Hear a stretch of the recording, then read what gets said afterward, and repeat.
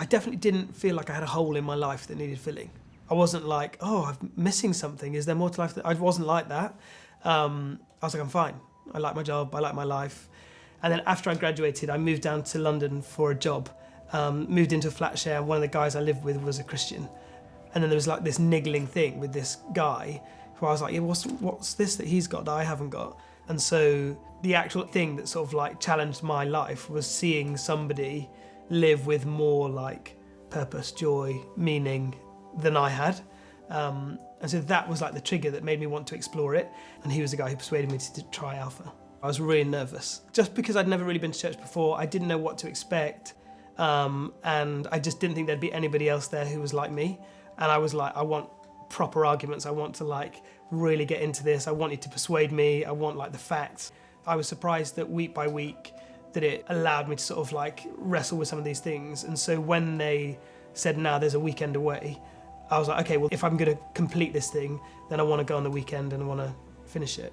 And on the Saturday evening, we had this session on how can I be filled with the Holy Spirit. At the end of that session, the guy who was leading it said, if you sort of, rather than like talking about it, he said, if you want now to be filled with the Holy Spirit, put your hands out in front of you and pray and ask to be filled with the Holy Spirit. And so I had this like weird moment where I was gripping the chair in front of me, like fighting with myself as to whether or not I was like gonna sort of open myself up and like put my hands out, and nothing happened.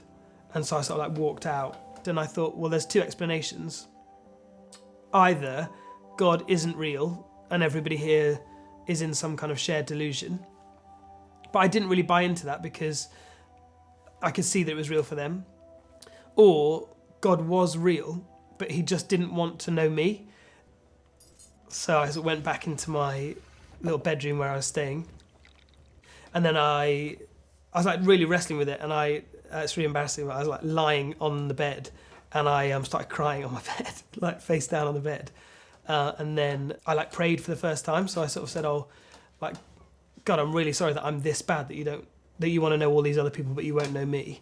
But like, I think you are real, but I just want to I just want to know you properly.